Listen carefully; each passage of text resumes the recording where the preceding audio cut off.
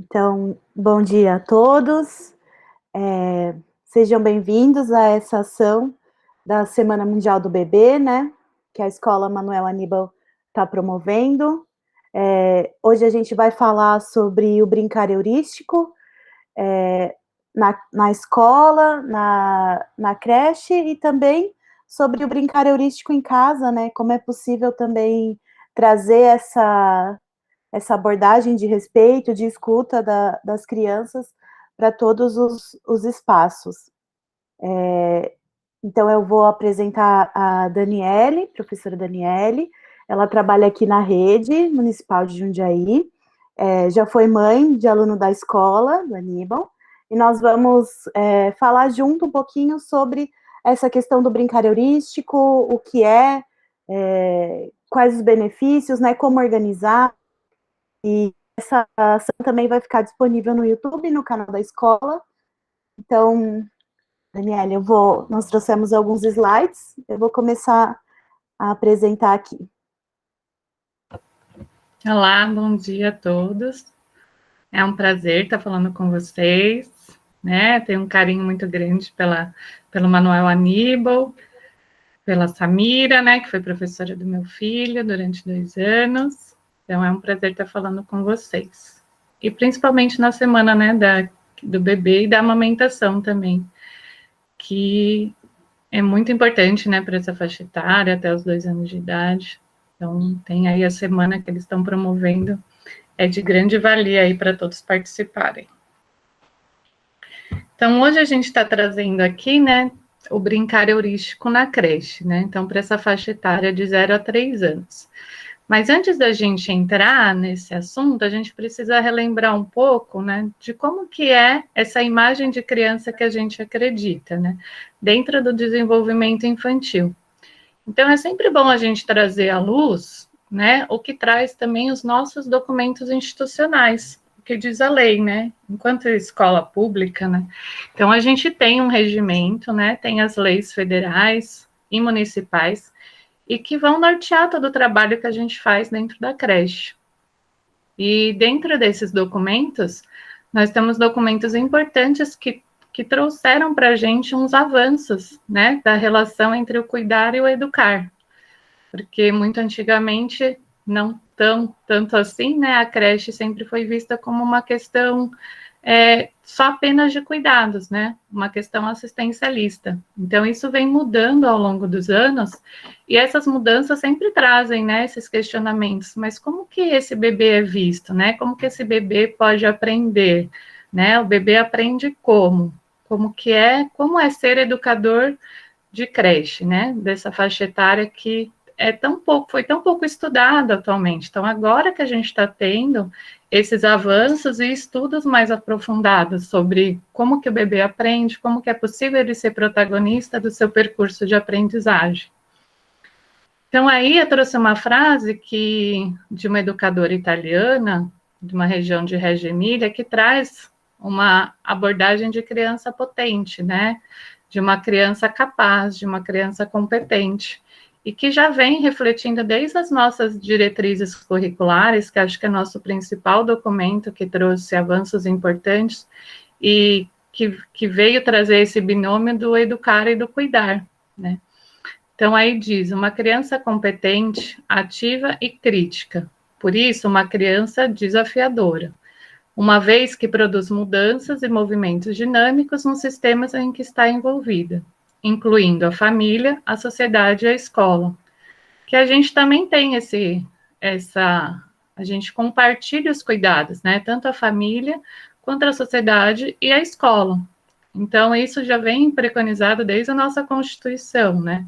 Lá no parágrafo, acho que 5º, traz esse compartilhamento da educação da criança. Então, a criança, ela necessita de várias instâncias, de várias instituições que atendem todas as suas necessidades. Então, lá, ela é uma produtora de cultura, valores e direitos, competente na vida e na aprendizagem. Então, é essa imagem de criança que a gente traz dentro da escola como um valor, né? Então, nossas ações vão estar ligadas a essa imagem de criança. Então, se a gente quer uma criança potente, se a gente quer uma criança ativa e crítica, a gente não pode continuar com a mesma visão que a gente tinha antigamente apenas do cuidado, né? Então, a gente precisa ter um olhar, uma intencionalidade nas nossas ações. E o nosso currículo precisa estar atrelado a essa imagem de criança que a gente tem. Então, mais recentemente, a gente tem a BNCC, né, que é a Base Comum Curricular.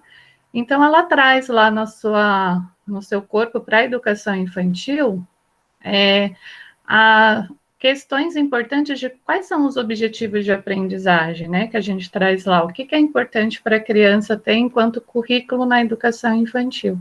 Então, a gente vai ter os campos de experiências, né, que vão estar, não é para dividir aquilo em atividades, né, um campo de experiência do eu, da imaginação, então a gente vai fazer uma atividade para cada campo, não é isso, né, a gente precisa ter um entendimento que esses campos de experiências, eles estão divididos, mas, na prática nossa, enquanto educador, a gente precisa entender que eles são integrados, né, então eles não são sozinhos, a gente não pode pegar cada campo e fazer uma atividade somente desse campo de experiência, né? A gente precisa enxergar a criança como um ser integral. Então, como ser integral, a gente tem que pensar ações que envolvem todos esses campos de experiência. E dentro da BNCC, a gente tem os direitos de aprendizagem, né? Então, o direito da criança, aqui que a gente está falando, hoje a gente vai falar do brincar, né? Que é um direito, o brincar como um direito da criança, que vem trazendo em todos esses documentos institucionais. Então, acho que é o brincar que norteia todo o nosso currículo e entender que todas as ações das crianças, elas têm isso, elas trazem esse brincar, né, dentro dela, desde que ela é um bebê, quando ela descobre as suas mãos, como ela descobre o seu corpo, isso pode ser, isso deve ser enxergado como um brincar da criança, né, então, a primeira ação da criança é essa descoberta das mãos, que é o seu primeiro brinquedo. E aí, acho que a Ana quer passar um pouquinho.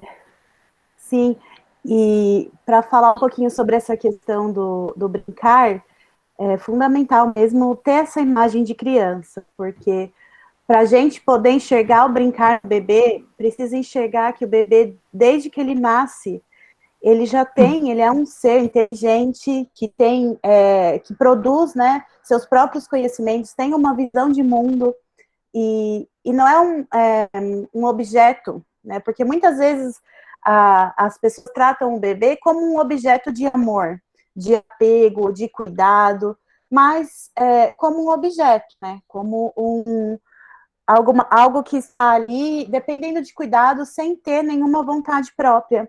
E isso não é verdade. Então, para poder enxergar o brincar no bebê, é preciso primeiro enxergar que ele é um sujeito, né? Que ele realmente é produtor de cultura, que ele tem a sua aprendizagem, tem suas experiências, e está se desenvolvendo o corpo, a mente, é tudo interligado, né? Não é só porque não tem a fala que não tem as ideias e o conhecimento.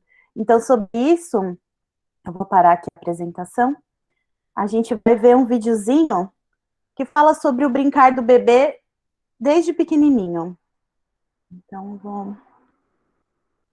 eu vou narrar, tem uma parte escrita.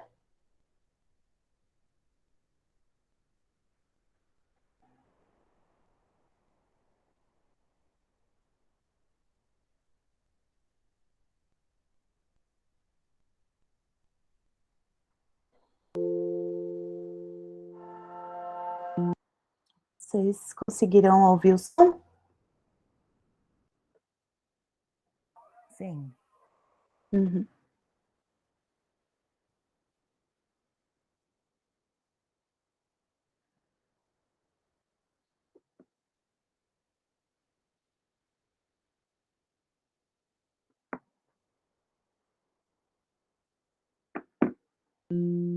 Para começar, por favor, deite nas suas costas e relaxe.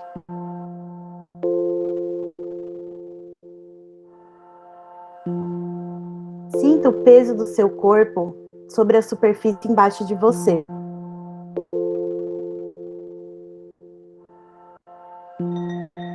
Comece pequeno, deixe as pontas dos dedos se tocarem.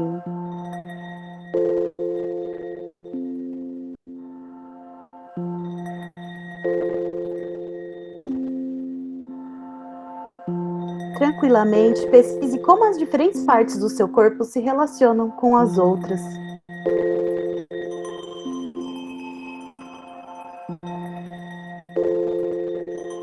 E com a superfície sobre a qual vocês repousam.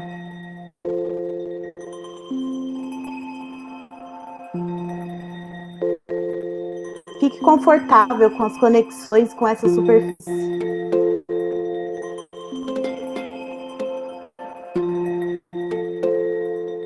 Ótimo. Agora vamos tentar rolar. Como a gente pode começar?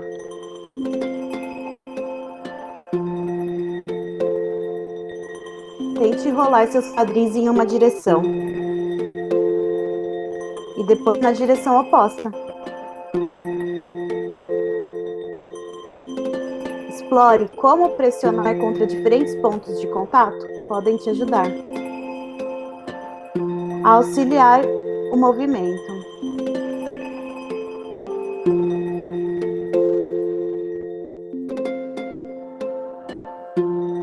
Dê a si mesmo um descanso.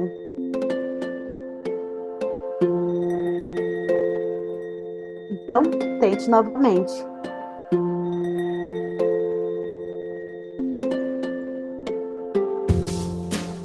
Até você encontrar o apoio.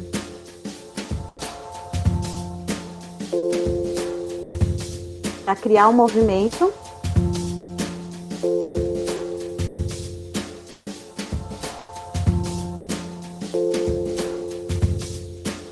Viva! Agora continue praticando.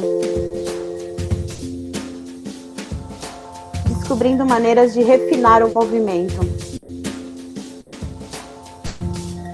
Você sabe que está ficando bom?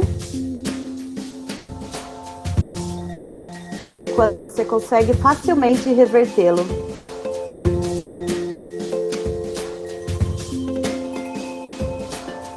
Com o tempo, isso virá naturalmente.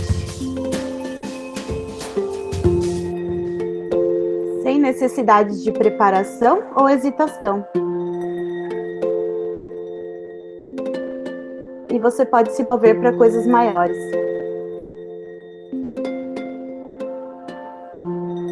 Te vejo na próxima aula.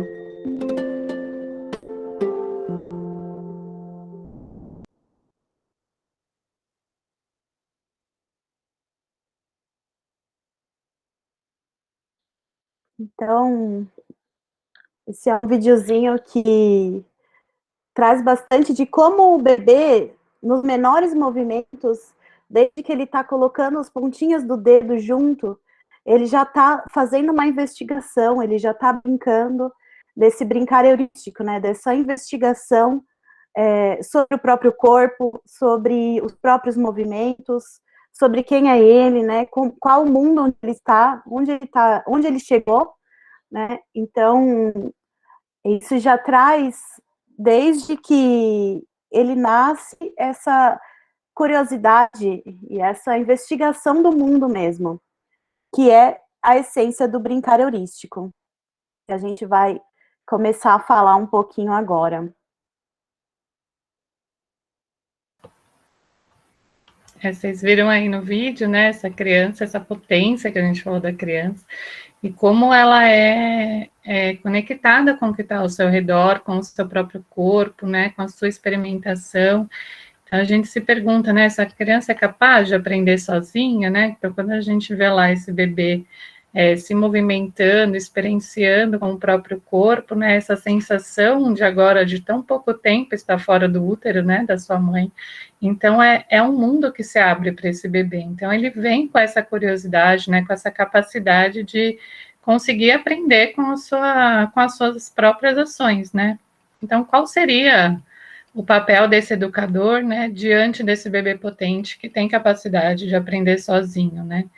Então, além da observação, que eu acho que é o ponto principal para o educador, porque pelo que a gente vê das pesquisas feitas e da documentação que a gente tem, dos livros publicados, a maioria dos educadores ou dos escritores que trazem esse estudo sobre o bebê foi através de muita observação, né? Então, aqui a gente está trazendo hoje a modalidade do brincar heurístico, que foi desenvolvida por uma educadora britânica que chama Elinor Goldsmith, e ela era uma pedagoga que começou a trabalhar com crianças que eram órfãs, e também depois do pós-guerra, por um grande reconstrução, né, que houve do pós-guerra e de mães com crianças que ficaram órfãs também. Então, essa observação dela com esses bebês, ela conseguiu observar que quando tinha um educador, referência para esses bebês, e quando você deixava que essa criança experienciasse o mundo através de diferentes materiais, numa superfície também adequada, num espaço tranquilo, né? Com condições adequadas, quando a criança já está saciada em seus cuidados, né? Então já está trocada, já foi alimentada, então está na sua potência máxima, vamos dizer assim. Então, que essa relação com o objeto, com o ambiente, com esse educador, era possível a gente observar nessa criança a aprendizagem, né? Então, como que essa criança aprende? Então, foi através desses estudos que ela desenvolveu a modalidade do brincar heurístico. E para cada faixa etária, esse brincar foi sendo a complexidade vai aumentando de acordo com as necessidades de cada faixa etária, né? Então, para aquele bebê que esse cesto do tesouro que a gente vai falar, ele se inicia a partir da criança que já consegue sentar, né? Então, já é daquele bebê, não é do bebê que ainda não senta, né? Então, esse bebê, quando a gente vai começar o brincar heurístico, né? Esse bebê já precisa ter a capacidade de estar sentado, de se firmar, né, de conseguir fazer pequenos deslocamentos, então, daquele que acabou de começar a engatinhar.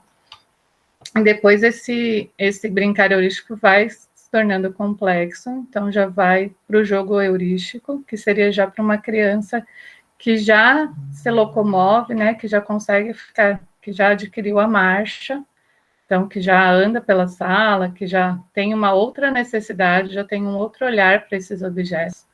E depois, mais para frente, teria a bandeja de experimentação. Então, que já seria um nível no que o cognitivo da criança já se faz outras perguntas diante desses objetos, né? Então, já seria para aquela criança que já começou a ter a oralidade como função, né, para aprender.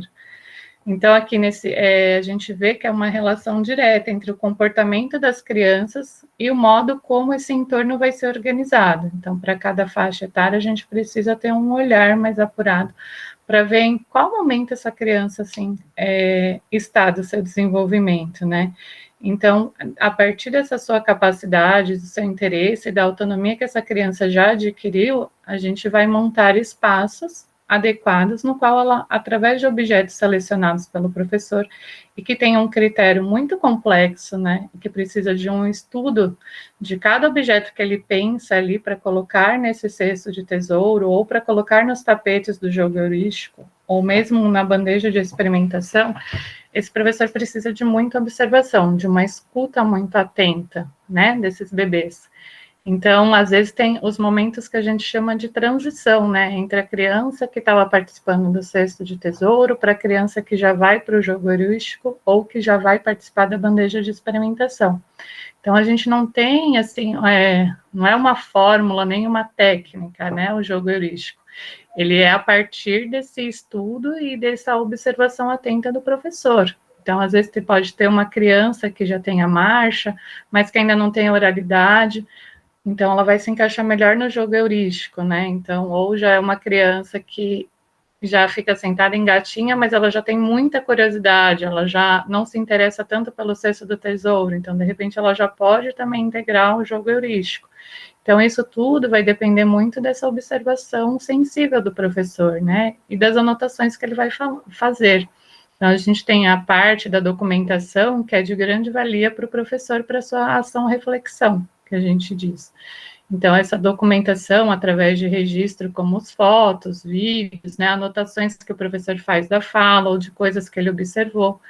Então, revisitar esses registros quando for planejar, né, as sessões são de grande importância para a gente ver que objetos que as crianças estão se interessando mais, quais objetos que ela já perdeu interesse, qual o momento de trocar esse objeto, né? Que outros objetos nós vamos trazer para integrar esse cesto do tesouro.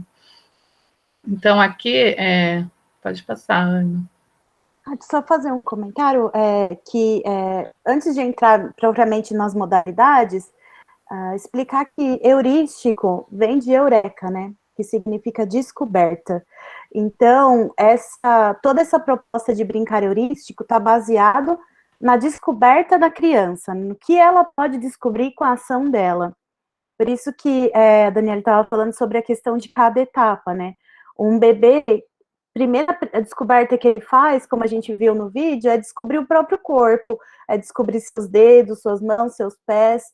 E nesse momento que ele ainda está nesse ponto de descoberta, os objetos são supérfluos. Então, o mais importante para ele, o ponto de concentração dele é o próprio corpo. Então, nesse momento, inclusive, uma coisa que não é recomendada, a nossa visão de sociedade é distrair o bebê, né? Como a gente tem essa visão de colocar acima de tudo, que o bebê esteja distraído, esteja ocupado, segundo a visão adulta do que é estar ocupado. Quer estar com alguma coisa na mão, estar fazendo alguma coisa, produzindo. E o bebê, ele está muito ocupado sentindo. Então, para ele sentir a superfície sobre a qual ele repousa, é uma ocupação que demora meses. Então, sentir a diferença entre estar no útero, estar na água, e depois estar na terra, uma superfície dura, uma superfície que às vezes é gelada, às vezes é quente. Então, para ele, isso é um trabalho de tempo integral. Ele precisa se dedicar nisso meses. E até se dar pausas, dormir durante o dia, porque é muita informação sensorial chegando. Então, por isso que a gente está falando sobre o cesto do tesouro, iniciar quando o bebê já senta. E para chegar nesse sentar também, uma coisa importante é deixar que ele conquiste essa posição, né?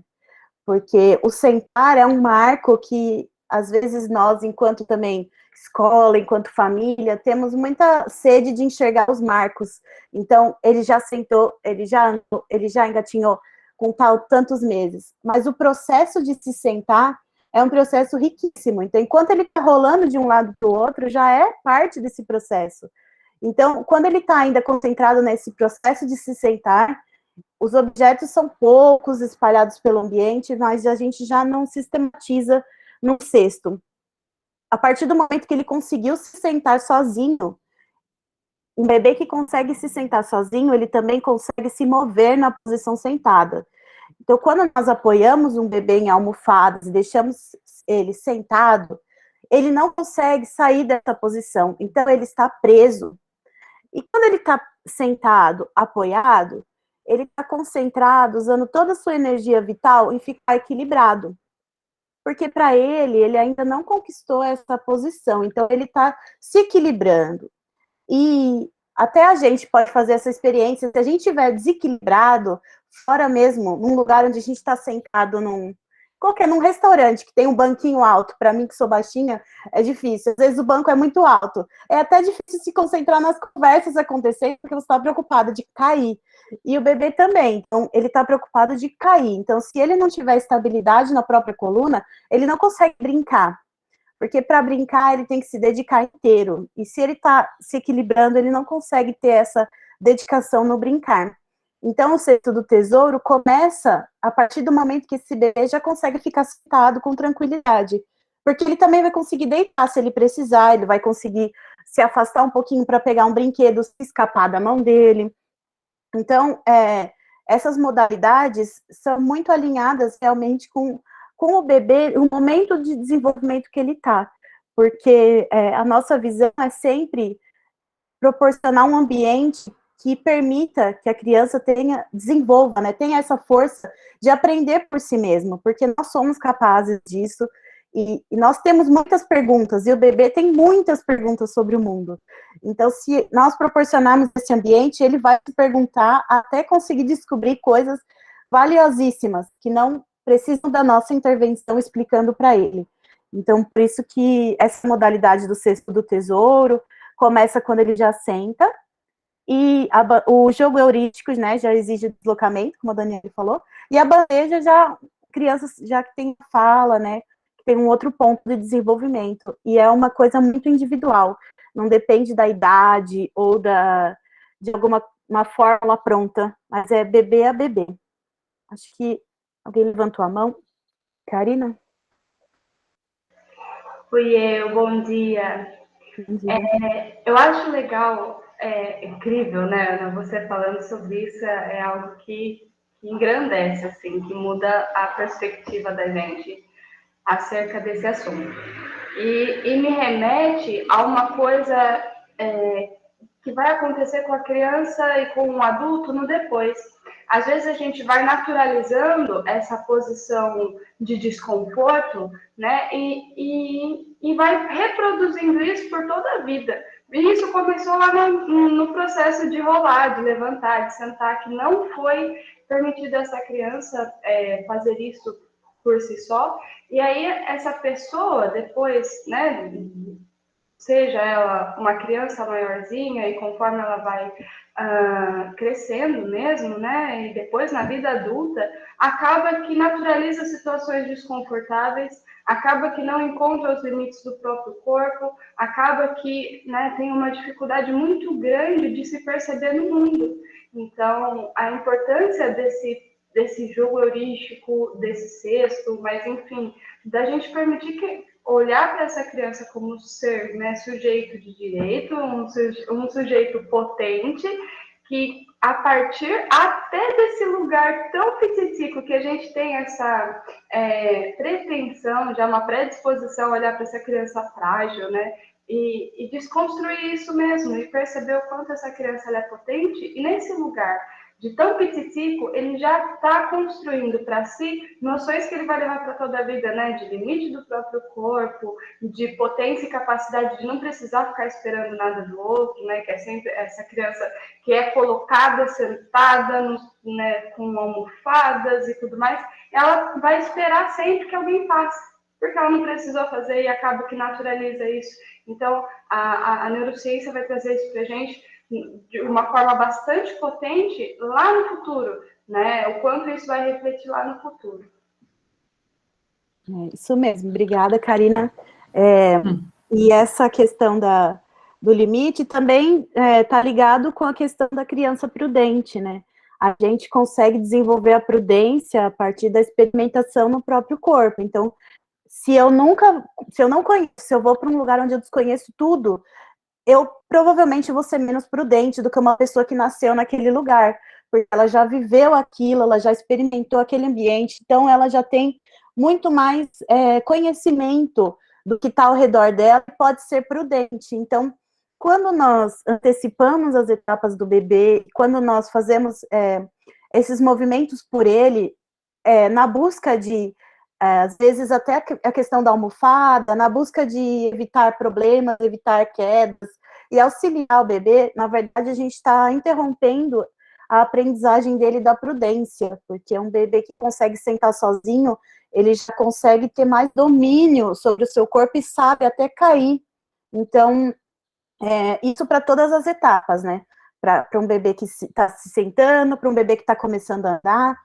Então, a importância de deixar que o bebê faça essa descoberta por si, através da vivência no seu próprio corpo, isso ensina para ele a autoconfiança, né? A autoconfiança, como a Karina disse, se perceber capaz, e também a prudência, né? De arriscar na medida das suas possibilidades, porque ele sabe as suas possibilidades. Ele conhece seu corpo em cada pedacinho, então ele sabe o quanto ele pode avançar e o quanto ele precisa de ajuda. E pode pedir ajuda quando ele precisa, né? Sem depender do adulto a todo momento. Acho que tinha mais uma pergunta aqui da Graziele sobre a duração da investigação da criança nesses 3 momentos. Posso ir, Isso. eu vou falando ao longo, acho que vai acabar respondendo, né? Porque senão a gente vai antecipar, mas acho que isso que você estava falando e que a Karina trouxe, né? A gente tem a contribuição dos estudos da Amy Pickler, que foi uma pediatra que também observou as crianças também em situações de pós-guerra, também crianças que estavam abandonadas, e como era importante esse olhar, esse cuidado desse educador diante desse corpo dessa criança, né? Então, ela vem trazer essa contribuição da criança, desse bebê, está sempre numa superfície rígida, né, e firme, para que esse bebê consiga experienciar as suas próprias a sua própria força, né, e o seu próprio movimento dentro desse espaço que a gente não precisa estar enchendo de almofadas, né? Então, o que a gente mais vê são escolas que têm acolchoados, né, EVAs, então, muitas coisas de espuma, né, de borracha. Então, transformar o mundo sem a possibilidade da criança confrontar com aquilo que é rígido, com as suas possibilidades, tira ela dessa competência de prever riscos, né? Então, essa criança que nunca experienciou cair numa superfície que não é perigosa para ela, mas sim que vai dar autonomia para ela calcular qual a força que ela vai ter que prever para ela se locomover, né, a gente acaba tirando essa autonomia da criança do seu próprio aprendizado, né? Então, a gente vive essa realidade de um mundo superficial, né? De um mundo que a gente fala que está cheio de espuma e EVA. E o mundo não é esse, né? Então, a criança precisa estar o mais perto possível do real, e principalmente nessa fase que ela vai começar a se movimentar, vai rolar, vai depois conseguir sentar sozinha. Então, ela precisa estar numa superfície aí para os pais e para as famílias, né? Que a gente fica achando que esse bebê é muito frágil, né? Que a gente precisa estar colocando muitas almofadas ao lado dele. Ele não é tão frágil assim, né? Se a gente observar, o bebê ele consegue.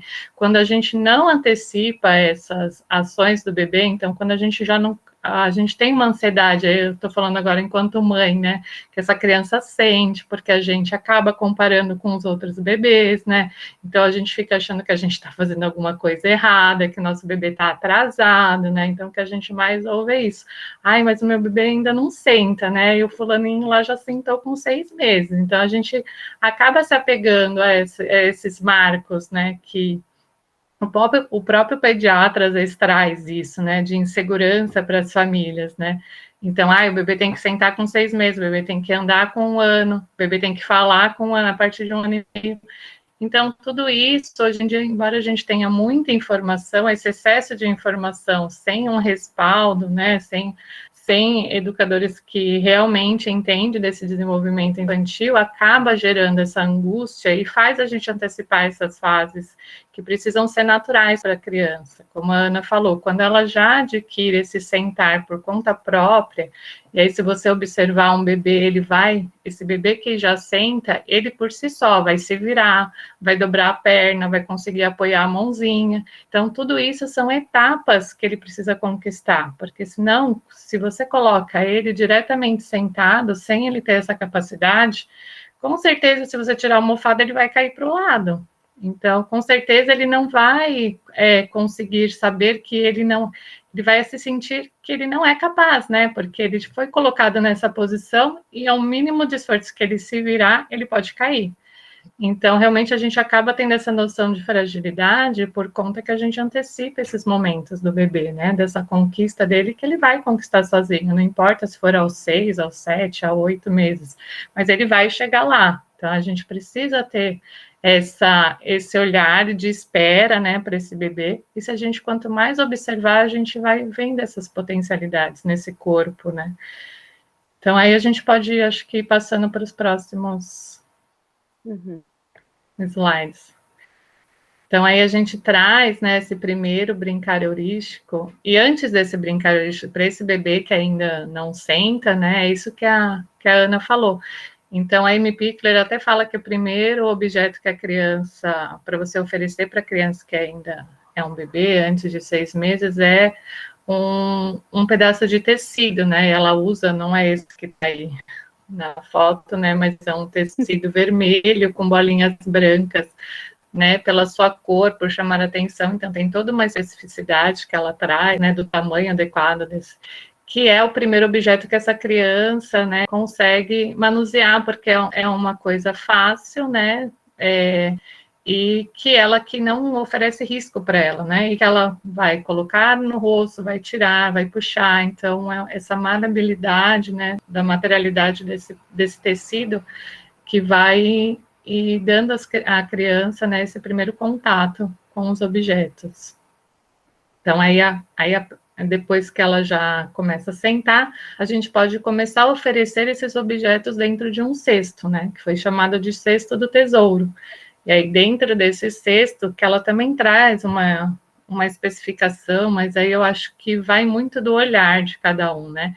Então, a gente tem também os estudos do Paulo Fock, que é um educador brasileiro, também que a partir dos estudos da Eleanor também tem desenvolvido pesquisas, né, ao longo dos seus estudos, né, e foi percebendo que o cesto que ela trazia, né, as dimensões do cesto não eram tão adequadas assim para o número de crianças que às vezes a gente tem em sala, né, então às vezes nem sempre a gente vai conseguir fazer aquilo que está lá nos estudos, né, mas eu acho que aqui, o estudo vem, né, para a gente ter uma base, e a partir dele, pelo nosso próprio estudo, nossa própria observação da criança que a gente tem, a gente vai ampliando esse olhar. Então, ela preconiza que tenha entre 3 a 4 bebês, né, durante essa experimentação com o cesto de tesouro, e que dentro desse cesto tem aproximadamente 60 objetos, que aí esse número foi chegando a partir desses estudos, né, então foi vendo quantos objetos as crianças iam se interessando, né? Qual era o tempo de permanência que as crianças ficavam diante desses objetos, né? E ao longo desse tempo, quando que era necessário ir trocando esses objetos também. Então, observar quais objetos que as crianças se interessam, quais que se adequam àquele momento, qual que é complemento um do outro.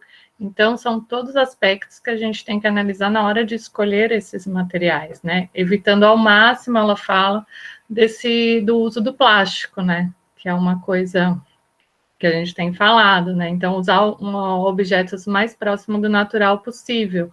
E objetos conhecidos, então não é nenhum brinquedo estruturado, né? Porque o brinquedo estruturado, ele já vem com uma conotação do que a criança tem que fazer com aquele brinquedo. Então, já vem o botão para apertar, já vem a luz para acender. O brinquedo, por si só, brinca sozinho. A criança em si não precisa fazer nada com esse brinquedo, né? O brinquedo já ele mesmo já se resolve por si só.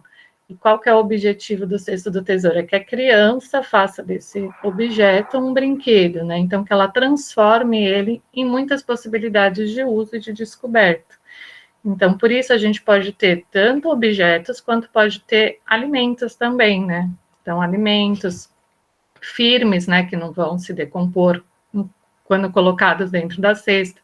Então, ela sugere que seja laranja, limão, e pode ter sachês também, né, com ervas, porque a gente acaba abarcando toda a experiência sensorial da criança.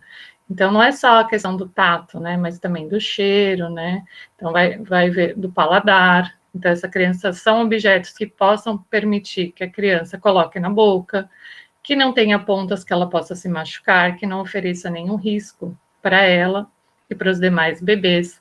Então, tudo isso tem que ser considerado, que é muito diferente de algumas releituras que a gente vê sobre essa abordagem, que é apenas colocar objetos lá, sem ter pensado sobre objetos, sem nenhum critério, e agrupá-los dentro de um cesto, e isso é o cesto do tesouro. E não é, né? Então, envolve uma complexidade para esse estudo e para esse olhar, que é muito além de apenas escolher os objetos e colocar num cesto para a criança experimentar. Então, a gente tem que ver quais a qualidade de interação dessa criança com esses objetos, quais crianças eu vou escolher para compor esse cesto. Então, eu vou ver as parcerias dos bebês, quais bebês são... a gente percebe que pelo olhar eles se interessam um para o outro, e bebês que têm uma como que a gente pode dizer? Que eles interagem com o mundo de uma forma semelhante, né? Então a gente pode agrupá-los, ou também podemos ter estratégias de bebês que são totalmente opostos em suas características, em sua personalidade, que está agrupando-os. Então isso vai da gente experienciar qual o nosso objetivo com aquela sessão, né?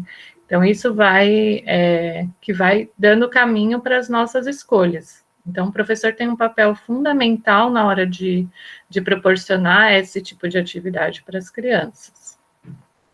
Quer falar, Anne? Uhum. E o sexto, assim, o que rege, né, toda a vivência do Cesto do Tesouro é aquela pergunta, né, o que é isso? Porque a gente observa que o bebê, ele faz essa pergunta para os materiais. O que é isso? Então, quando a gente fala sobre a questão do heurístico da descoberta, o bebê, ele aborda, né, os materiais com uma questão quase científica, assim. Então, ele pega um objeto e pensa, se ele pegar uma pinha, o que é isso? Então, ele vai investigar, isso é meio pontudo, isso tem barulho, e se eu jogar no chão, isso quica, se eu puxar, isso solta. Então, assim, ele vai investigar o material para descobrir o que é aquilo. Então, se ele pegar essa escova, por exemplo, ele vai pensar, isso faz barulho quando bate no chão? Então, ele vai bater uma vez. Aí, e continua a investigação dele, né? Ó, bateu uma vez, fez som, mas será que todas as vezes que eu bater vai continuar fazendo som? Então, vamos testar de novo, vai continuar batendo. Então, por isso que os bebês, eles têm ações que pra gente, às vezes, parecem sem sentido, mas que tem muita importância, porque ele tá tentando descobrir o que é aquilo, ele tá num mundo que ele não conhece nada. Então, ele está investigando todas as propriedades do objeto para saber o que é aquilo. Tem cheiro, se eu tacar longe quica, se eu colocar na água molha, então ele vai investigar tudo. Por isso que, quando a Daniele falou essa questão da intencionalidade, né, não basta só reunir elementos dentro de um cesto para ser um cesto de tesouro. É importante ter esse pensamento por trás, né? Quais elementos são curiosos, que experimentações ele permite que o bebê faça, né? Então, uma argola permite um tipo de experiência, a forminha de metal permite outra, porque é gelado, faz um som metálico, tem uma concavidade que encaixa uma outra coisa dentro. Então, tudo isso são experimentações que o próprio bebê vai fazendo e descobrindo o mundo. E através dessas vivências, né, que depois ele vai poder saber, por exemplo, o que é uma escova, o que é uma forma, o que é uma panela. Então, ele vai vivendo os objetos, ele vive a brincadeira dele, do bebê. Eu penso que muitas vezes a gente enxerga a brincadeira como papai e mamãe, amarelinha, e brincadeiras assim, que são brincadeiras de simbólicas e jogos da cultura, que são também muito importantes. Mas o bebê, ele não está nesse ponto de brincadeira, a brincadeira dele é a matéria, é essa investigação da matéria. Por isso que essa abordagem é tão importante, porque traz para a gente essa noção, né, de que a brincadeira é a própria exploração, é a brincadeira do bebê, é esse brincar heurístico que a gente está estudando na escola, e isso permite também que nós, enquanto educadores, enquanto professores, enquanto mães, também possamos descobrir o que o bebê pensa, né? Então, através dessa brincadeira dele, a gente consegue ver o que ele está pensando, o que ele está, quais as hipóteses dele. Então, quando a gente chega com esse olhar curioso mesmo, dá para observar que eles têm hipóteses muito claras, né? Então, às vezes eles querem encaixar uma coisa dentro da outra e eles não são como, né? Se a gente pegar um objeto, a gente já bate o olho e sabe que não cabe. Ele não, ele vai experimentar muitas e muitas e muitas vezes para ver se eu virar assim, se eu fizer isso, e vai continuar essa investigação com muita intensidade. Então, essa abordagem permite que a gente também observe a ação do bebê e descubra, né, como ele está vendo o mundo, o que ele pensa sobre isso. Então, por isso que eu acho muito importante ter essa visão ampla, né, da brincadeira, e ter essa abordagem na escola e também em casa, né, porque é possível fazer. É isso mesmo. E mais importante ainda, né, de ver que durante esse cesto do tesouro, né, qual que é o papel do adulto? É de apenas um observador. Então, ele arruma essa sessão com esses textos, e é importante estar num ambiente tranquilo, que não tenha outras distrações, então que não seja um lugar onde esteja circulando muitas pessoas, né, que seja o mais neutro possível esse espaço, que não tenha outros brinquedos nesse espaço, né? Ela comenta até de não ter imagens, né, nas paredes onde vai estar esse ambiente, o que é mais difícil para a gente, de repente, na creche, achar um espaço em que a gente consiga, né, tirar essas distrações para ser realmente o foco, né? Se a gente está querendo ver como o bebê aprende, o foco dele precisa estar voltado para esses objetos, né? Então, o papel do professor é sempre um observador, com a mínima intervenção possível. Então, a gente, às vezes, tem, e é isso mais também em casa, né, com os pais, essa intenção de ensinar para o bebê, né? Então, essa abordagem vem tirar o foco do adulto, né? A gente não está lá para ensinar as coisas para o bebê, e sim para observar quais são as ações que ele faz para ele descobrir por si só se aquele objeto, o que faz aquele objeto, né? Da questão das texturas, o que ele se sente agradável de tocar. Então, tem objetos que são mais frios, objetos que são mais quentes, mais ásperos, né? Mais pontiagudos. Então, assim, isso também vai permitindo essa questão sensorial do bebê, né? De descobrir aquilo que agrada, aquilo que não agrada. Qual som que ele gosta de ouvir, então por isso que ele repete muitas vezes quando algum objeto faz barulho, né? Então, além de querer saber se aquilo realmente vai fazer barulho, então aquilo está agradando o bebê. E aí esse educador precisa ver que esses objetos precisam ser seguros para ele, para que o educador não intervenha a todo momento na exploração desse bebê. Então, se é alguma coisa que eu tenho que estar falando não, não, esse você não pode jogar, esse você não pode pôr na boca. Então, esse objeto não serve para o cesto do tesouro, né? Então, o Santa precisa ter essa clareza na escolha desse material, que são materiais que a criança, independente do que ela fizer com aquele material, ela consiga explorar autonomamente, sem essa intervenção do professor. Passar para o próximo. E aí a gente vai ampliando, né, esse olhar para essa criança que já passou pelo cesto do tesouro, e conforme ela vai se desenvolvendo, as perguntas modificam, né? Se antes lá no cesto do tesouro, o que a gente imagina é que a criança esteja se perguntando o que é isso, né?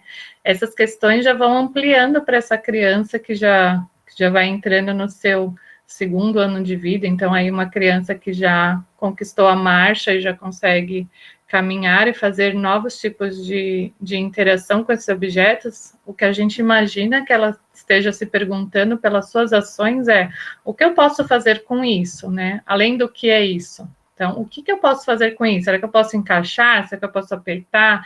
Será que eu posso enfiar alguma coisa dentro? Será que eu posso tirar alguma coisa dentro desse objeto, né? Será que eu consigo colocar isso aqui? Igual a Ana falou, para a gente que já é adulto, que já passou por essa experiência, a gente, às vezes, com o olhar, já consegue calcular se alguma coisa encaixa em outra, se uma cabe dentro da outra, e para o bebê não. Às vezes você vê ele tentando colocar uma bola gigante dentro de um potinho pequeno. Por quê? Essa noção ele vai adquirir com essa atividade exploratória, né?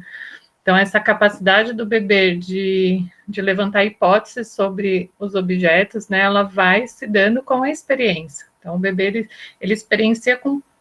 Se antes ele experienciava com todo o corpo, agora a gente integra essa capacidade dele com essa questão cognitiva, com o emocional, com o social. Então, ele vai vendo o uso desses objetos que a gente também usa no dia a dia, que compõem esse jogo heurístico. Então, ele vai vendo. A gente, por exemplo, acha que uma peneira é apenas para peneirar as coisas que a gente precisa, mas e o bebê? O que ele acha dessa peneira, né? O que ele acha de um martelinho? O que ele acha de um espremedor? Né? Quais outros usos que ele faz disso? E a gente vai descobrir uma potencialidade, tanto nos objetos como na capacidade da criança de refletir sobre aquele objeto que ele está em sua mão. Então, também aqui, essa experiência dele é contínua, né? Então, esse jogo heurístico não pode apenas acontecer uma única vez lá no semestre, ou apenas de mês em mês. Isso daí precisa ser uma atividade contínua, né, semanal. Então, a gente fala que pelo menos uma vez na semana se faça esse jogo heurístico com esses objetos agrupados, né, com essa escolha atenta do professor, e aí a gente pode ir colocando novos objetos, né. Então, o jogo heurístico a gente fala que precisa ser ainda individual. Por quê? Porque essa criança de 1 ano ainda ela não tem a questão cognitiva de emprestar o material, então aquilo ainda, ela está dentro do mundo dela ainda. Né? Então, essa criança ainda tem esse egocentrismo. Então, para ela conseguir ter essa capacidade de explorar os materiais, precisa ter, em grande quantidade, o mesmo material e proporcionado para todas as crianças. Né? Então, geralmente, a gente coloca os mesmos objetos, e aí a gente pode delimitar o espaço de cada criança de exploração com um tapetinho, com um tecido, né? Ou pode riscar no chão algum círculo, se você não tem, pode ser feito com um giz, delimitando esse espaço e colocando dentro desse espaço os objetos organizados de uma maneira estética, né? Esteticamente convidativa para essa criança. Então, a estética também desses materiais é muito importante, porque eu preciso olhar aquilo e preciso sentir vontade de brincar, né? Então, a criança precisa olhar e se sentir convidada a explorar aquilo. É isso que vai também garantir, que alguém tinha perguntado, sobre o tempo de exploração dela com esses objetos. Então, tanto no cesto do tesouro quanto no jogo heurístico, o que vai garantir que essa criança permaneça é esse olhar convidativo que ela vê nesses objetos, né? Então, se são sempre os mesmos objetos, do mesmo jeito, né? Essa criança, ao longo desse planejamento, durante essas semanas, ela já não vai ter mais interesse, as possibilidades de exploração vão se esgotando. Então, o ideal é que comece com esses objetos, e aí, através dessa observação, a gente vai vendo o que a criança se interessou. Como que a gente pode ampliar o olhar? Sempre colocar uma coisa dentro da outra, que outros objetos eu posso trazer para qualificar esse momento de brincadeira dele, né? Que outros objetos seriam interessantes para ele testar essa hipótese de uma coisa caber dentro da outra. Então, isso que é importante também, a gente ir trocando esses objetos, não todos, mas ir vendo aqueles que a criança já não tem mais interesse e trocando por novos objetos que acompanhem a experiência de cada um individual, né? Por isso que é importante o registro desses momentos, né? Como cada criança interagiu com esse objeto, quais as hipóteses que ela levantou, o que as crianças estão querendo experienciar com cada um, né? E as crianças, não é que elas não podem sair de dentro desse espaço delimitado. Elas podem, vocês vão ver que elas vão sair desses espaços, elas vão olhar, né? O importante é que elas consigam se ver, todas que estão participando desse momento, o que o outro está fazendo, porque isso também chama atenção. E ela pode querer imitar o colega, né? Então, isso é a interação que eles vão fazendo, e elas veem uma coisa interessante que outra criança está fazendo, ela vai tentar fazer igual. Por isso que é importante cada uma ter também os seus objetos e serem iguais também, ou parecidos, para que ela possa testar também a hipótese da outra criança, né? Aquilo que ela achou interessante, aquilo que ela viu e também quer tentar fazer.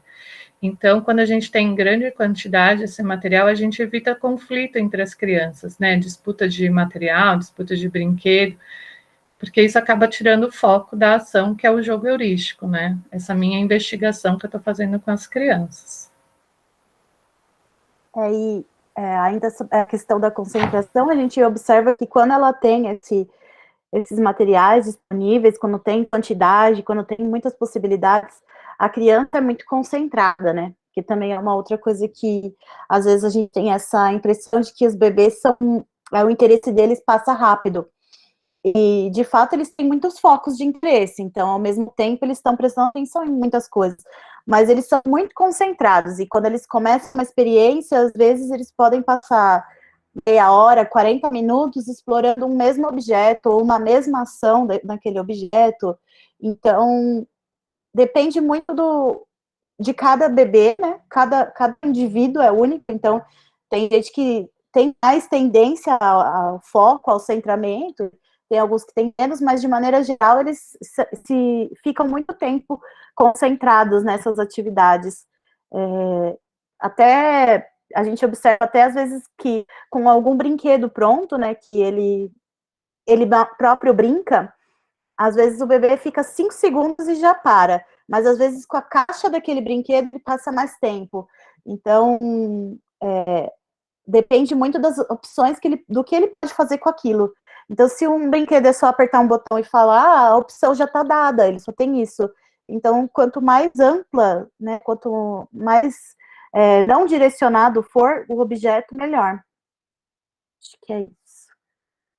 Exatamente, a gente vai ver essas sessões pelos estudos, né, as crianças conseguem permanecer dela entre 25 minutos até quase 1 hora, né, dependendo do grupo de crianças. Então, também é esse olhar do professor, né, olhar do educador, que vai definir também se aquela sessão já terminou ou não. Então, é também importante esse educador ir observando o que essa criança com o corpo está falando, ou se ela já está, você vê que a criança já começou a jogar os brinquedos, né, começou a espalhar, já é um sinal para esse professor que aquela sessão acho que já tem que ser finalizada.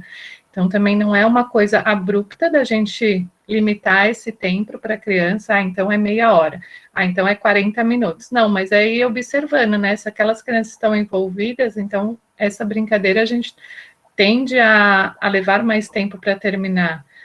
E o que a gente vai ver é que a gente precisa manter um ritual para a criança também, antes dela entrar nessa sessão e como que ela sai dessa sessão, né? Então, essa criança precisa ser avisada do que vai acontecer, o que vai ter nessa sessão, o que ela vai encontrar, quais são, a gente chama de consigna, né? Então, o professor vai elaborar essa consigna. Então, ele vai falar para essa criança que ela vai entrar no espaço, ela vai ter os objetos lá, que ela vai poder explorar, vai poder fazer a experiência dela naquele espaço, e que num determinado momento o professor irá sinalizar que aquela experiência está terminando, né? Então o professor precisa ir avisando para essa criança todas as etapas do que está acontecendo, não é começar a atividade de qualquer forma atropelada, que às vezes a gente sabe que na rotina nossa da escola a gente tem muitos horários de alimentação, os horários que precisam ser cumpridos, então precisa ver dentro dessa nossa rotina qual horário que é mais favorável, né? Qual horário que as crianças são mais atentas, que não é a hora do sono, que não é a hora da alimentação, para que essa experiência seja mais rica e seja realmente proveitosa, né? Tanto para a criança como para esse estudo do professor. E aí, sempre que a gente vê que está terminando, a gente avisa para essas crianças, olha, daqui 5 minutos, ou a experiência já está terminando, vamos finalizando, né, as suas ações, e fazer esse movimento com as crianças, né, depois guardar esses objetos com as crianças, porque às vezes você vai ver que nesse guardar, acontecem muitas explorações e muitas descobertas também. Às vezes um objeto que a criança não usou durante a sessão, na hora de guardar, desperta a atenção dela. E aí você pode explicar que no próximo ela vai poder brincar com esse objeto. Então, esse guardar com as crianças faz parte também da experiência. Então, é tão importante quanto tanto o início dela, essa consigna, quanto a finalização dessa ação. Então, as crianças precisam participar e precisam ser avisadas, né? Então, é um respeito que a gente vai adquirindo diante do corpo da criança e diante dela, né? Das suas expectativas. Mesmo para o bebê que vai participar do Cesto do Tesouro, a gente avisa individualmente para esse bebê, né? A gente fala com ele. Às vezes parece que a criança não precisa ser avisada, né? Então, acho que a Amy Pickler vai trazer muito isso, né? Da gente sempre que for fazer uma ação com o corpo dessa criança, com essa criança precisa ser avisada, né? Precisa ser comunicada do que nós adultos iremos fazer. Então eu vou te colocar agora num outro ambiente, eu vou te colocar sentado, você vai ter objetos para brincar. Então, a gente pode fazer de uma forma respeitosa e não simplesmente pegar a criança, colocá-la sentada em outro lugar. Então, a gente precisa ter essa clareza também que a gente está mexendo no corpo da criança, né? E ela precisa estar sendo comunicada do que a gente vai fazer e do que a gente espera que aconteça nesse ambiente. E aí a gente tem a última etapa, que seria a bandeja de experimentação, né?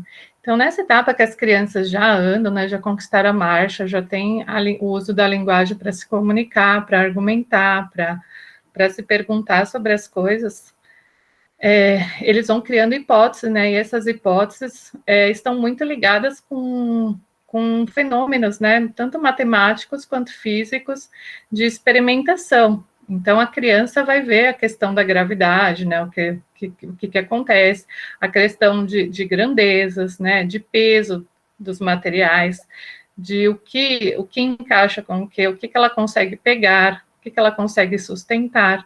Então, já começa a ser um outro nível de experimentação da criança, um pouco mais complexo, né? Então, para isso, a gente passa a usar materiais contáveis, né, que a gente chama de materiais contínuos, e os não contáveis, que são os descontínuos, que aí pode ser a questão alimentar mesmo, pode ser farinha, pode ser grãos, né? Então, eu vou usar. Aí vai de uma escolha do professor. Então, o que traz os estudos é que sejam 2 mesas separadas, né? Uma esteja os materiais contáveis, que são as possibilidades que as crianças têm de objetos, né? De ferramentas de apoio que elas vão poder utilizar, e na outra mesa, os materiais não contáveis. Então, que ela vá fazer esse uso. Então, ela vai carregar esses materiais, então, esses materiais não contáveis, ela vai querer pôr um dentro do outro, então, ela vai. A questão de cheio e vazio. Então, de como transportar esse material não contável de um lugar para o outro, como que ela vai manipular. Então, numa mesa, a gente concentra esses tipos de materiais e na outra, os utensílios que ela vai precisar utilizar. E nessa questão da experimentação também, até a gente colocar objetos que deem para separar os elementos, por exemplo, forminha ou caixa de ovo, porque eles vão já querer individualizar cada um, e também começa a surgir até as primeiras contagens mesmo deles, aquele, mais um, 2, até os próprios números já vão surgindo. Então, sim, a questão da seriação, né? A criança começa a seriar os objetos, né? Ela começa, então ela vai ver uma disposição própria dela, no qual ela vai colocar, então você vê a criança já colocando todos os objetos um do lado do outro, né? Então ela vai fazer relações de grandeza, relações de cor. Então você vê que as crianças às vezes separam por cores, ou separam por tamanhos, ou separam por especificidade. Então todas as peneiras, tem grande, pequena, ela vai pôr uma do lado da outra, ou ela vai utilizar todas para ver qual que se encaixa melhor no que ela vai fazer. Então, isso são todas relações matemáticas, né, que as crianças, que aí a gente consegue observar, né, para quem tem mais dificuldade de ver conteúdos no que as crianças fazem, né, agora na bandeja de experimentação eles são muito mais palpáveis e visíveis para a gente. Uhum.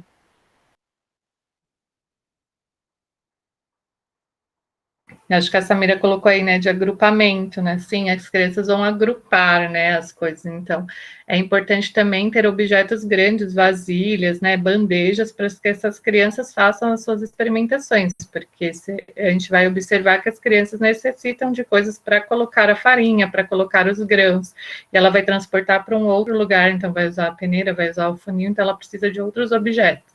Então, a gente precisa de objetos estruturantes, né, que permitam esse tipo de investigação das crianças.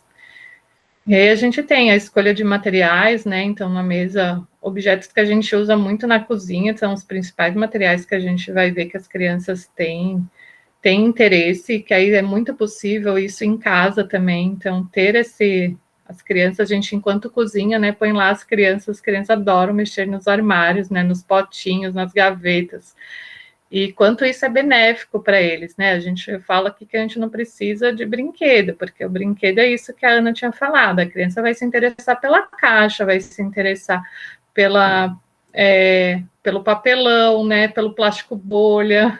E o brinquedo vai pegar uma semana, ali na segunda semana você vai ver que a criança já não tem mais interesse por aquilo, principalmente se é um brinquedo já estruturado, com uma função própria. Então, que já não tem mais a capacidade de exploração, né? Não posso desmontar o brinquedo, que nem às vezes eu vejo, né? Famílias compram um brinquedo caro e a criança quer desmontar o brinquedo. Ela não quer mais, ela martela o brinquedo, ela joga o brinquedo, aí a mãe fala, mas eu paguei tão caro nesse brinquedo, você já está estragando. Então, assim, se é um brinquedo que a criança não pode ter curiosidade com ele, ela não pode apertar, desmontar, molhar, principalmente, que as crianças querem levar no banho esse brinquedo, né? Então, não é um brinquedo bom para criança. Então, a gente precisa ter esse olhar, né, que a gente tem, de que essa criança ela quer fazer experiências com esse objeto, né? Então, vamos permitir que ela faça isso com objetos próprios, pensados, né, estruturados, para esse tipo de exploração. Então, é muito mais benéfico, em vez de você dar de presente lá um carrinho que faz um monte de coisa que tem luz, de objetos de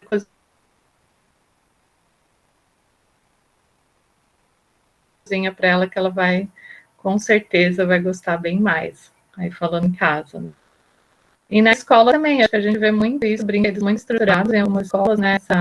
Essa questão de comprar brinquedos. Eu acho que quanto mais a gente ter elementos não estruturados e de largo alcance, né, que a gente chama, tem muito mais possibilidades, não só no jogo heurístico, mas também nas observações no parque, né?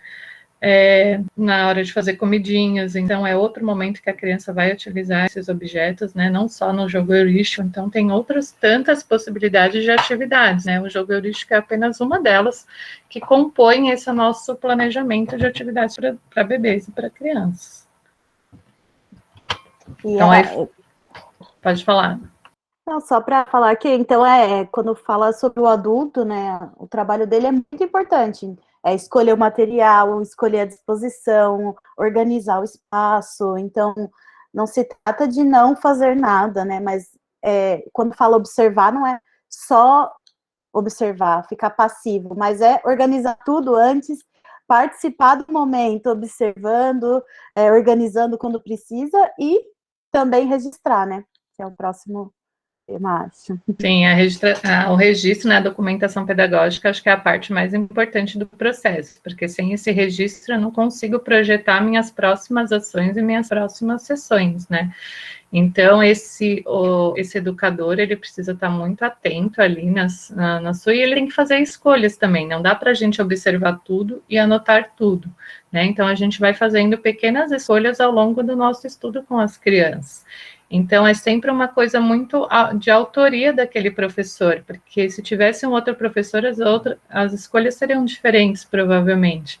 Então, cada professor vai ver qual que é o seu foco com aquela criança ou com aquele pequeno grupo, e ele vai fazendo escolhas. Então, eu quero olhar mais para esse tipo de interação. Então, materiais que cabem um dentro do outro. Então, meu grupo está querendo... as pesquisas indicam que eles estão muito querendo ver se um cabe dentro do outro. Então, que materiais propiciam essa exploração? Então, caixas de vários tamanhos, bolas de vários tamanhos. Então, aí eu vou compondo as minhas sessões de acordo com com as escolhas que eu vou fazendo, com aquilo que eu estou observando do meu grupo. Então, não é uma coisa rígida, nem uma coisa fechada, né? São escolhas que a documentação quando eu for olhar para aquela documentação daquela sessão, porque às vezes eu posso deixar gravando a sessão para olhar depois, né? Para olhar com mais cuidado, alguma coisa que eu não percebi naquele momento, mas que depois, quando eu vou revisitar as fotos, os vídeos, eu percebo coisas que na hora eu não percebi. Então, por isso que a documentação pedagógica, ela vem nesse sentido de dar visibilidade, né, aos processos das crianças e para o professor refletir sobre aquilo que aconteceu naquele momento. Então, através sem a documentação, a gente não consegue fazer essa ação-reflexão de uma forma com qualidade, né? Então, o professor precisa ser, aqui eu coloquei, né? Ele é um facilitador das atividades para a criança, então ele planeja, ele organiza o tempo, ele organiza os materiais, ele organiza as interações, mas sempre com uma intencionalidade pedagógica. Então, esse professor não pode ser uma atividade solta, né? Que o professor coloca ali e o professor não olha, não investiga, não está ali num olhar muito atento. E ao longo dessa sessão, o professor também vai reorganizando esses materiais. Então, o professor viu que está muito desorganizado, que as crianças estão perdendo foco, ele pode ir lá e reorganizar os materiais ao longo da sessão. Então, o professor também precisa perceber qual o momento de de intervir, né? Qual o momento de trocar ao longo da sessão alguns objetos, então ver que as crianças estão se interessando por um tipo, ele ter outros objetos para trocar no momento ou para acrescentar, né? Para permitir que a criança continue sua investigação ali naquela sessão e não deixe para próximo. Né? Então, tudo isso vocês veem que é uma coisa complexa, né? E que exige mesmo um estudo do professor, uma clareza dele daquele momento. Então, quanto mais a gente tiver esses momentos dentro da creche, mais a gente vai estar se apropriando desse conceito, né? E vai estar enriquecendo com qualidade esse momento do bebê. Então, aqui algumas outras que são papéis do professor, né? Do adulto. Então, selecionar e fazer a manutenção desses materiais. Então, aquele material que já está feio, que já rasgou, aquele papelão aquele tubo de papelão que a gente pegou. Então, tudo isso fere essa questão estética, né, que é importante para a criança, para se sentir convidativa, aquele brinquedo que está quebrado. Então, além da questão da segurança, também é uma questão estética, né, preciso ver se aquilo está apropriado, se aquilo está convidativo para aquela criança. Então, aí, preparar um espaço tranquilo e confortável, sem distrações. Acho que isso é nosso maior desafio dentro da escola, né? Então, é preparar um espaço. Então, o que a gente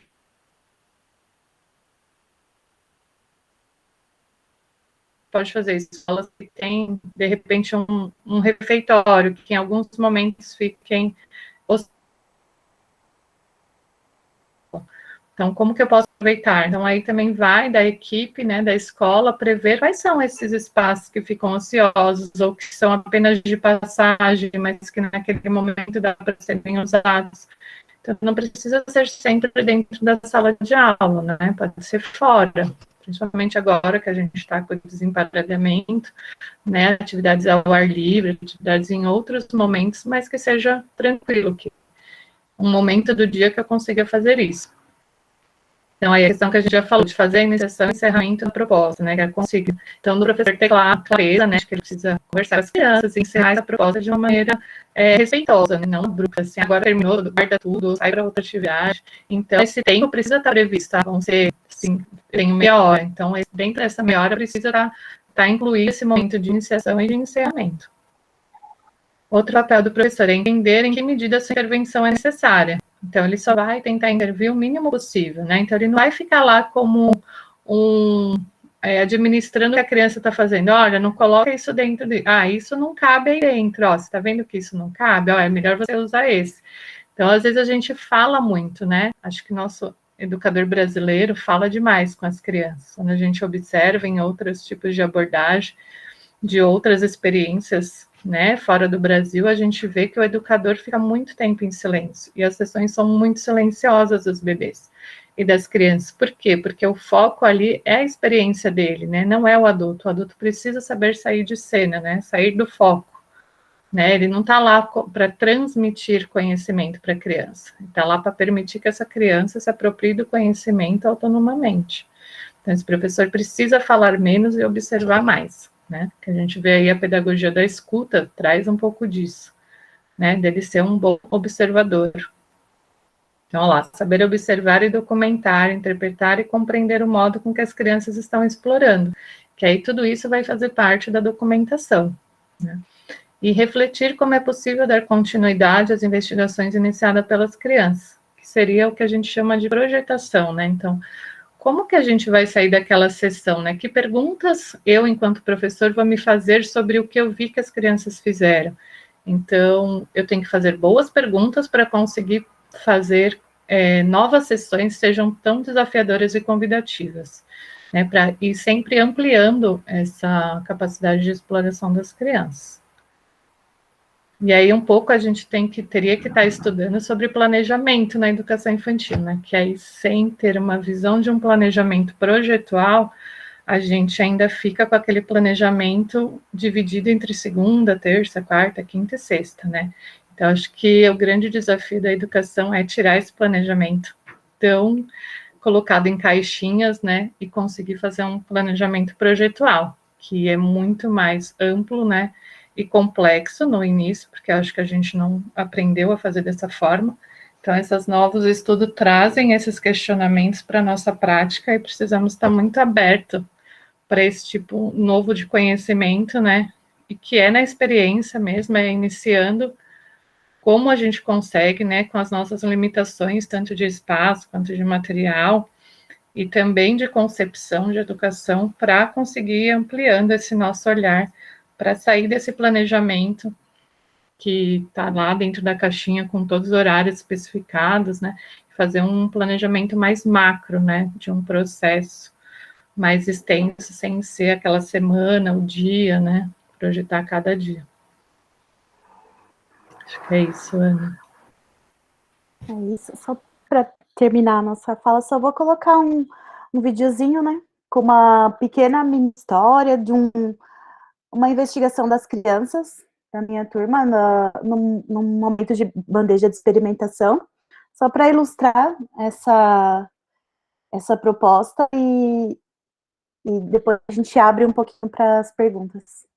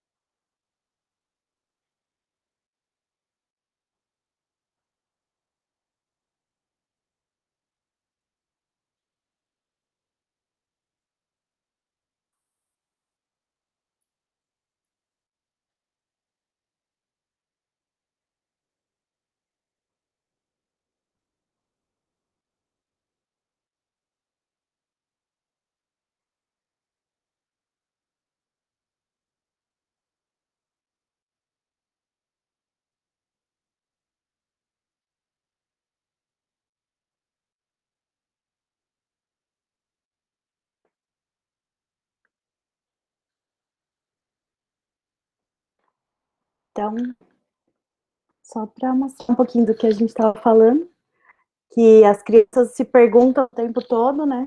E vão por elas mesmas descobrindo muitos conteúdos, né? Cabe, não cabe, o que aconteceu, e desenvolvendo as próprias pesquisas. Agora, vocês têm alguma pergunta?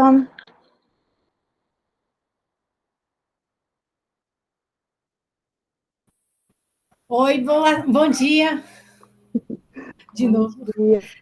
Não sei nem se seria uma pergunta, né? Mas é uma reflexão. Quando a gente sai desse ambiente, a Dani falou de olhar outras experiências de países diferentes, né? E a gente se percebe o quão essa questão é cultural, né? Porque quando a gente começou a receber muito material de casa, né, Ana? Na educação infantil, a gente percebe talvez essa ansiedade de querer antecipar ou de mostrar que o meu filho sabe fazer isso, não é fulano, né? O pai e a mãe ali investigando e a gente como professor faz isso o tempo todo, né? Talvez seja a questão mais difícil mesmo que eu vejo que eu tenho, porque eu sou extremamente expansiva, de não de me manter realmente ali em segundo plano, e o primeiro plano realmente é a pesquisa da criança. Essa é a minha questão mais difícil trabalhando dentro do brincar holístico, dentro da creche mesmo, né? Que a criança ela precisa desse tempo, como acho que é o Pedro, né? Que tentou ali desentupir, e aí ele dá aquele momento, ele vai para aquele cantinho de aconchego para ele, que era o pneu, e fica aquele tempinho ali no pneu, aí vem eu não vou lembrar o nome da outra criança, e vem a outra criança e faz só um movimento diferente, né? O outro tentou, né? Mas talvez não sei. Às vezes a gente emperra em alguma coisa, né? A gente tenta tanto naquilo que martela no prego errado. E aí o outro vai e continua. Essa importância mesmo de ter esse tempo de pausa que o bebê teve quando ele deitou. A gente vê até a barriguinha dele fazer esse movimento, né, da respiração, porque cansa, né? E ele ter essa delicadeza de ter um lugar e ele ter esse tempo de pausar, respirar, pensar talvez ele tenha pensado numa estratégia, talvez não, talvez ele tenha pensado, nossa, não consegui, né? Aí vem o outro, a importância de você ter os seus pares, né? Vem o outro e faz um movimento diferente. Então, talvez muito provavelmente, né, com a experiência que a gente tem e a vivência ali dentro do espaço escolar e com criança pequena, da próxima vez ele vai tentar copiar o movimento do outro, se dele não der certo, né? Isso é a importância de ter os pares. E aí também nessa questão que foi colocada lá atrás, de você buscar crianças também que não tenham proximidade, porque alguns objetos eles acabam fazendo essa ponte, né? A gente não tem muita proximidade, não tem ali algo que a gente não entende que tem algo que nos aproxime, mas o objeto faz essa ponte e de repente ele faz. Eram crianças que tinham muito conflitos, né? Algumas ali coisas que precisava de comportamento, temperamento, enfim, são várias N possibilidades. E o objeto faz realmente essa ponte. Eu amo. Então, foi bem interessante, e é isso mesmo, o objeto fez toda a dificuldade maior silenciar e não dar soluções, né? Aprender a fazer mais perguntas do que propor soluções, né? O quanto que isso é difícil, porque enquanto professora, a maior tendência é responder coisas, ao invés de perguntar coisas, né? Então, o desafio é esse, perguntar mais, para ouvir as teorias e o jeito deles resolverem os problemas que surgem às vezes e também interpretarem o que eles estão fazendo. Acho que é isso. E não só assim de interpretar aquilo que está ali dentro do jogo, né? Mas a gente tem um relato, assim, uma experiência divertida e de entender como é a percepção da criança no mundo. E aí uma situação que a gente passou com o filho da Dani na escola, né? A gente é muito imaginativo, né? E aí, numa conversa, eu falei assim, era noite de lua cheia, e eu contei que tinha tirado uma foto da lua e fui mostrar para as crianças. Aí falei, né, que lá tinha um guerreiro, o seu Jorge, e ele estava no dragão e tudo mais, e o Gael virou e falou assim, todo cético falou assim, na lua não tem dragão. Aí a educadora, a Raquel ainda falou assim, não tem dragão? Ele falou, não, lá na lua só tem pedrinhas. Aí a Raquel ainda falou assim, nossa, mas eu acho que se a Samira falou que tem dragão, eu vou acreditar na Samira, é melhor, porque daí o guerreiro tá lá com o pé no pescoço do dragão. E é legal você ouvir o que as crianças dizem, lógico que ali era uma criança maior, né? A gente não tá falando de bebê, tá falando de uma criança que tem articulação de fala, que tem uma linguagem própria, tem uma experiência, ela não é igual, vai ser igual ao meu filho, nem igual ao do outro, é a especificidade dele. E ele estava ali dentro daquele universo, né? Mas é interessante a gente olhar nos jogos para as crianças pequenas, como elas percebem o mundo mesmo e as experiências que elas trazem do ambiente da casa. E valorizar isso também, né? Sim. Acho então que a gente pode ir encerrando. Daniele conseguiu restabelecer a conexão. Tá muito ruim minha conexão, tá travando um pouquinho. Eu tentei arrumar aqui, mas tá. Não sei se vocês estão me ouvindo. Sim, então sim. Se quiser aí também finalizar, fechar sua fala. Só ia falar da Samira, que ela vai falar isso. Meu marido é físico, né? Então essas questões da Lua e do espaço, então vai muito também da experiência de cada criança, né? Do que ela vivencia, né? Então a gente se depara com essas questões, né? Ele, enquanto ele é muito imaginativo, questões que ele já conhece, né? Ele é difícil de acreditar que vai ter alguma.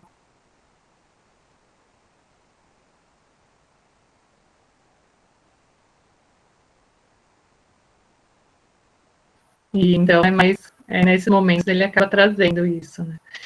Mas eu acho que então, para a gente finalizar, acho que é isso, a gente que enquanto educador buscar essas novas propostas, né, que vêm, que são novas para a gente, que chegam que estão chegando, né, de uma maneira mais abrangente agora, então estamos vendo muito mais estudiosos, muito mais referências bibliográficas, e para a gente tentar aperfeiçoar isso dentro da escola, né, trazer bastante para a creche, né, para dar um novo anúncio traz para as crianças, né, e para o adulto também, enquanto educador, uma nova experiência muito mais rica e qualificada.